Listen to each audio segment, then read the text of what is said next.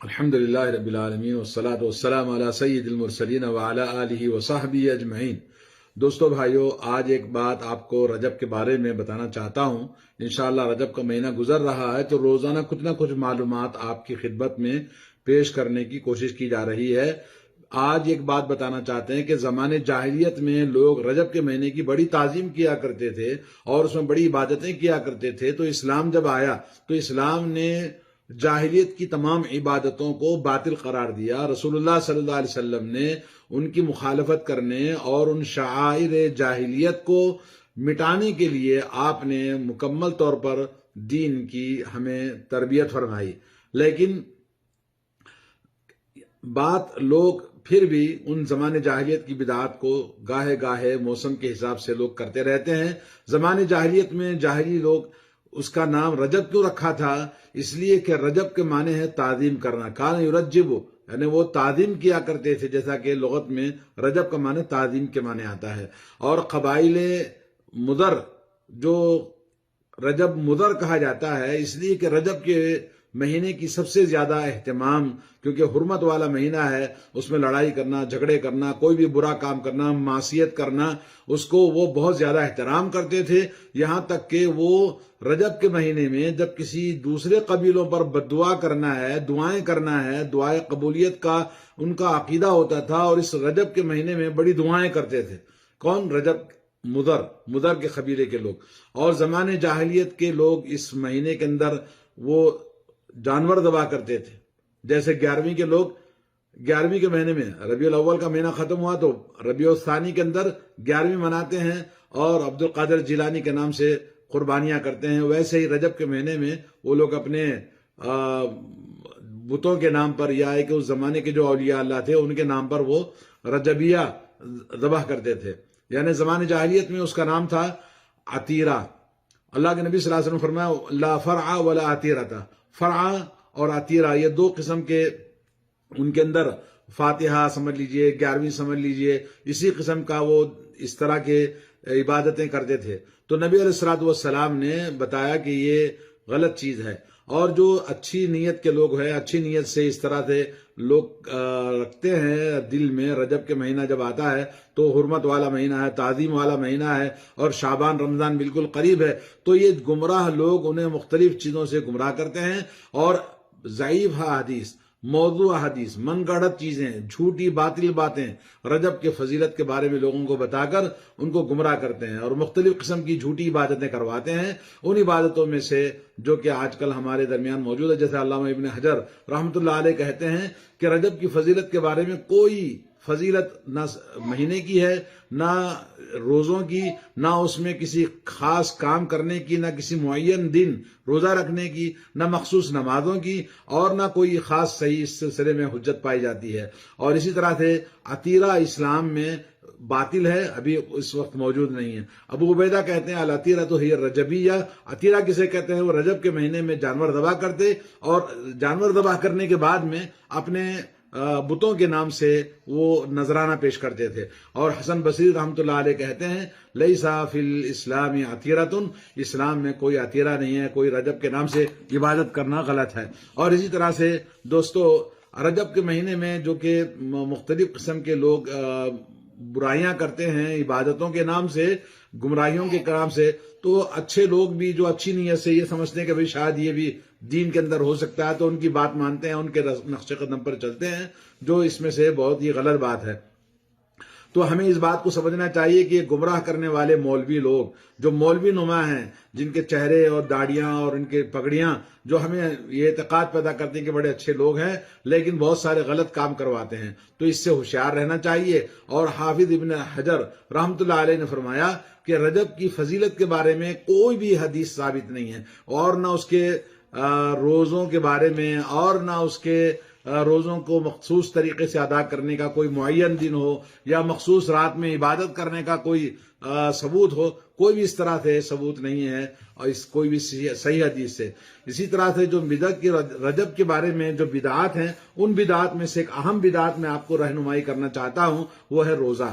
تو روزہ رکھنے کے لیے لوگ 27 کا روزہ رکھتے ہیں. کچھ لوگ گھر میں عورتیں کرتے بھئی رجب کا مہینہ ہے اس لیے روزے رکھنا ہے، تو رجب کے مہینے میں روزہ رکھتے ہیں. جبکہ رسول اللہ صلی اللہ علیہ وسلم کی سنت کے مطابق اگر کوئی روزہ رکھتا ہے، ہر پیر اور جمعرات کا روزہ ہے، ہر مہینے کے 3 روزے ایام 20 کے کوئی رکھتا ہے تو وہ الگ بات ہے، سنت کی اتباع کر رہا ہے، تو مسلسل پورے سال کے 12 مہینے وہ چیز کرنی ہے. لیکن رجب کے اندر مخصوص طریقے سے لوگ، جیسے گھروں میں عورتیں روزہ رکھتی ہیں، نمازیں پڑھتی ہیں، بولے رجب کا مہینہ ہے تو یہ 27 کے لیے خاص طور پر جیسے 2 دن کا روزہ رکھنا اور 26-27 کا یا 27-28 کا اور اس کے بعد شب معراج کا نام دینا، یہ روزہ رکھنے کی جو بات ہے یہ بالکل اسلام میں غلط ہے.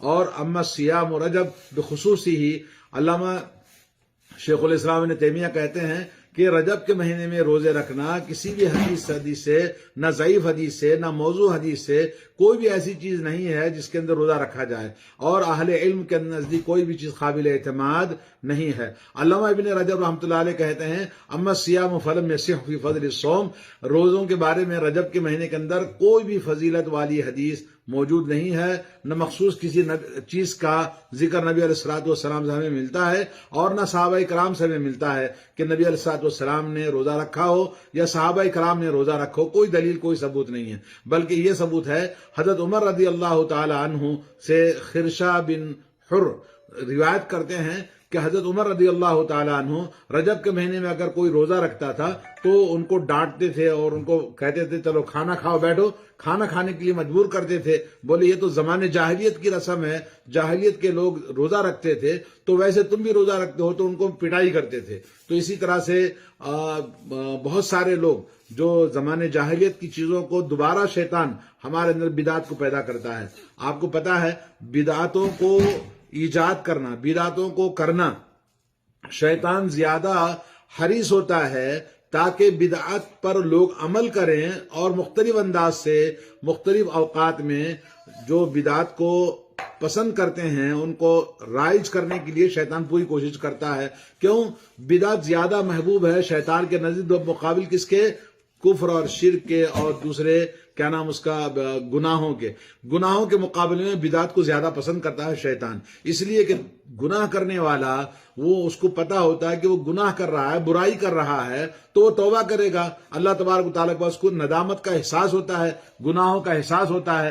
مگر شیطان جو بدعت کرواتا ہے تو بدعت کرنے والا وہ سمجھتا ہے کہ بہت نیک کام کر رہا ہے، تو وہ اجر و ثواب کے لیے کر رہا ہے غلط کام کو جس کا شریعت نے اجازت نہیں دی ہے، نہ شریعت میں اللہ تعالیٰ نے کوئی حکم دیا ہے. تو رسول اللہ صلی اللہ علیہ وسلم کی سنت کے خلاف کام کروا کر ان کے عقیدے اور مضبوط کرا دیتا ہے غلط کاموں کے ذریعے. تو میرے دوستو، آج ہمیں اس بات کی ضرورت ہے کہ ہم اس بات کو سمجھے کہ یہ جتنی بھی چیزیں رجب کے مہینے میں کی جاتی ہیں ان میں سے کل آپ کو بتایا تھا عمرہ کرنا، یہ بھی غلط ہے. اور آج آپ کو بتا رہے کہ روزے کے بارے میں جتنی بھی چیزیں لوگ کہتے ہیں کرتے ہیں بالکل بدعت ہے، غلط ہے. اور اس سلسلے میں کل محدثۃ بدعہ و کل بدعۃ ضلالہ، ہر بدعت جو ہے دین کے اندر ایجاد ہے اور ایجاد کرنے والی ہر چیز بدعت ہے. بدعت گمراہی ہے اور گمراہی جہنم میں لے جاتی ہے. اللہ کے نبی صلی اللہ علیہ وسلم نے فرمایا کہ ایاکم محدثات الامور، خبردار دین میں نئی چیزوں کو ایجاد کرنے سے ہوشیار رہو، کبھی ایسا نہیں کرنا. من عمل عملا لیس علیہ امرنا فہو رد. ہر مسلمان مرد و عورت کے لیے اس بات کا احساس ہونا چاہیے کہ نبی کریم صلی اللہ علیہ وسلم نے فرمایا من عمل عملا لیس علیہ امرنا، اگر کسی نے کوئی ایسا عمل کیا جس کا دلیل، جس کی ثبوت، جس کی دلیل ہمارے دین میں نہیں ہے، عمل ہمارے اندر موجود نہیں ہے، تو وہ کیا ہے؟ رد، مردود ہے. ایسا انسان کا عمل قبول نہیں ہے. عمل کرنے کے باوجود بھی نیکیاں قبول نہ ہو تو پھر کرنے کا فائدہ کیا ہے؟